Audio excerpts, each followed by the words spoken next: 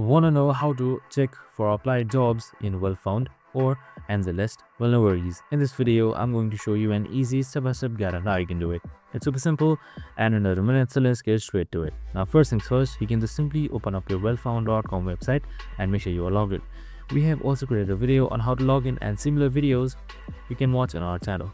So let's get right into it for the current video.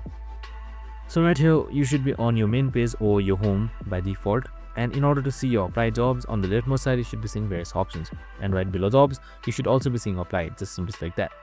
Now once you select applied, here you should be seeing your applications or ongoing jobs, and you should be on your ongoing jobs. And once you're there, you can see any applications or applied jobs that you have done it. And that's it. Super simple and easy. This is how you see your applied jobs easily in Well-Found. I hope this video helped.